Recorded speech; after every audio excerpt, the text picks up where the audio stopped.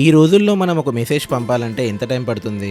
Just seconds కదా. ప్రపంచంలో ఎక్కడ ఉన్నా క్షణంలో అవతల వాళ్ళ క్షేమం తెలుసుకోవచ్చు. కానీ ఒకప్పుడు ఒక చిన్న సమాచారం, ఒక శుభవార్త కోసం మనం రోజులు, వారాలు ఆతృతగా ఎదురు చూసిన రోజులు గుర్తున్నాయా? ఆ ఎదురుచూపులో ఒక ప్రేమ, ఒక ఆతృత, ఒక భయం అన్నీ కలిసి ఉండేవి. తండ్రి ఉత్తరం కోసం దూరంగా చదువుకునే కొడుకు ఎదురుచూపు, పెళ్లి చేసి పంపిన బిడ్డ క్షేమంగా ఉందా లేదా అని ఆ తల్లి గుండెలో ఆందోళన, బంధువులు లేదా స్నేహితులు క్షేమంగా ఉన్నారని తెలుసుకోవడానికి తపన. ఆ ఎదురుచూపు ఎంత కష్టమో ఉత్తరం చేతికి అందినప్పుడు కలిగే ఆ రిలీఫ్ అంతకన్నా గొప్పది. ఈ రోజు మనం మాట్లాడుకునేది ఈ పోస్ట్ కార్డ్ మరియు ఇన్లైన్ లెటర్ గురించే. మన గుండె భావాలను ఇంకొక మనిషి చేతిరాతలో అందుకుంటే ఆ అనుభూతే వేరు కదా. అవి కేవలం కాగితాలు కావు, అవి జ్ఞాపకాలకు చిరునామాలు, బంధాలకు వారధులు. అందుకే ఈ ఎదురుచూపు విలువ మన గోల్డెన్ మెమరీస్ సిరీస్ లో తప్పకుండా ఉండాల్సిందే. ఆ రోజుల్లో మా దృష్టి అంతా పోస్ట్ మ్యాన్ సైకిల్ బెల్ శబ్దం మీదే ఉండేది. పోస్ట్ మ్యాన్ మన పేరు అడగడం, ఆ క్షణం ఒంట్లో ఎక్కడ లేని ఉద్వేగం ఒకటి వచ్చేది. పోస్ట్ కార్డ్ అందరు చదువుతారు కాబట్టి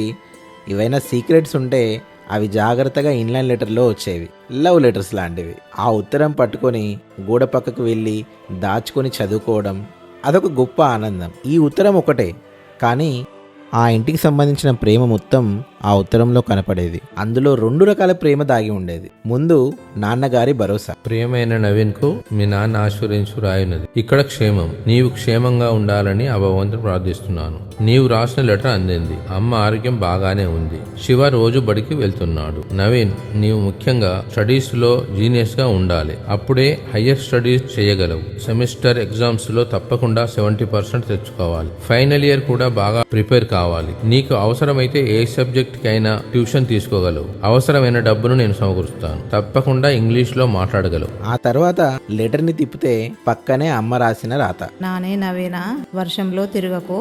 నానే, చదువు ఎంత అవసరమో ఆరోగ్యం కూడా అంత అవసరమో. నువ్వు ఆరోగ్యాన్ని జాగ్రత్తగా కాపాడుకోగలవు. నాన్నగారి భరోసా, అమ్మగారి ఆప్యాయత ఆ ఒక్క కాగితంలో ఇముడిపోయేవి. ఫ్రెండ్స్, మా ఇంట్లో ఒక గ్రేట్ థింగ్ ఏంటంటే మా చిన్నప్పటి ఉత్తరాలన్నీ మా అమ్మ నాన్న చాలా భద్రంగా దాచిపెట్టారు. అందులో నేను రాసిన ఒక లెటర్ దొరికింది. మీకు ఇప్పుడు చదివి వినిపిస్తా, ఒకసారి వినండి. నేను నా 4th క్లాస్లో మా అన్నయ్యకి రాసిన ఉత్తరం. అప్పుడు మా అన్నయ్య కొత్తగూడెంలో చదువుకుంటా ఉండే. ప్రియమైన అన్నయ్యకు మీ ముద్దుల తమ్ముడు శివ రాయినది. ఇక్కడ అంతా క్షేమము. మీరు కూడా క్షేమంగా ఉండాలని భగవంతుని కోరుతున్నాను. నేను బాగానే చదువుతున్నాను. మా సారు రోజు పరీక్షలు పెడుతున్నాడు.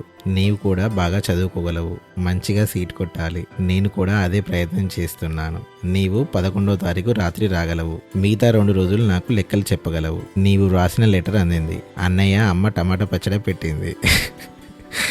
ఇట్లు నీ తమ్ముడు శివనాగ్. అంటే అప్పుడు మా నాన్న మాతోటి లెటర్స్ రాపిచ్చేది. ఇంకొక లెటర్, అమ్మ నాన్నలు క్షేమంగానే ఉన్నారు. అక్కడ నీవు కూడా క్షేమంగా ఉండు. డే అండ్ నైట్ వర్క్ చేయి. ఎగ్జామ్స్ లో ర్యాంక్ తెచ్చుకోవాలి. ఇది మా నాన్న పక్కకొని నాతో రాపించినట్టున్నది. తర్వాతకి మా నాన్న రాసిండు మళ్ళీ, ప్రియమైన నవీన్, సమయం వృధా చేయకు. మంచిగా చదువు. నీవు మంచి చదువు చదివి అభివృద్ధి చెందాలని కోరుచు మీ నాన్న. ఇప్పుడు మా అమ్మకు రాసిన లెటర్, మా అమ్మకు మా నాన్నకు రాసిన లెటర్. ప్రియమైన అల్లుడు మరియు బిడ్డకు దీవించి రాయినదేమనగా, మేమంతా క్షేమంగానే ఉన్నాము.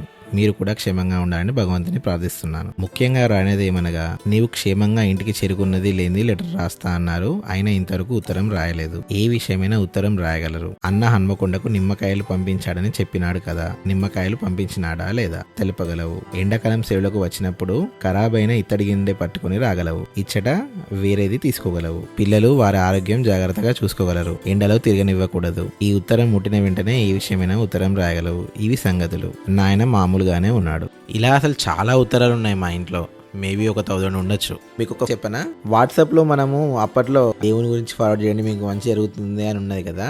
ఇది అప్పట్లో లెటర్స్ లో కూడా ఉండేది. నేను ఇంతకుముందు ఒక లెటర్ చూసా సంతోష్ మాత గురించి చెప్పి ఈ లెటర్ని 31 మందికి లెటర్ రాస్తే మీకు మంచి జరుగుతుందని అన్నది. నేను షాక్ అయినా. అంటే అప్పట్లో కూడా ఇట్లా రాసేటోళ్ళ అని. ఈ రోజుల్లో ఎంత విలువైన ఫోన్ వచ్చినా ఆ శిరావాసంలో ఉన్న ఆత్మీయత మాత్రం దేనితోనూ పోల్చలేం. మరి గోల్డెన్ మెమరీస్ సిరీస్ లో నెక్స్ట్ ఏ వస్తువు గురించి మాట్లాడాలనుకుంటున్నారో కింద కామెంట్స్ లో తప్పకుండా తెలియజేయండి. అండ్ ఫస్ట్ వీడియోకి, కాయిన్ బాక్స్ వీడియో మీరు ఇచ్చిన ఫీడ్బ్యాక్ కి చాలా చాలా థ్యాంక్స్. దాన్ని బట్టే ఈ నెక్స్ట్ వీడియో చేస్తున్నాను. ఈ వీడియో మీకు నచ్చినట్టయితే తప్పకుండా లైక్ చేయండి, మీ ఫ్రెండ్స్ కి షేర్ చేయండి. మర్చిపోకుండా మన golden talks with Sivanag channel ని సబ్స్క్రైబ్ చేసుకోండి. ఇంకొక గోల్డెన్ టాక్ తో మళ్ళీ కలుద్దాం. అంతవరకు సెలవు. ఇట్లు మీ శివనాగ్.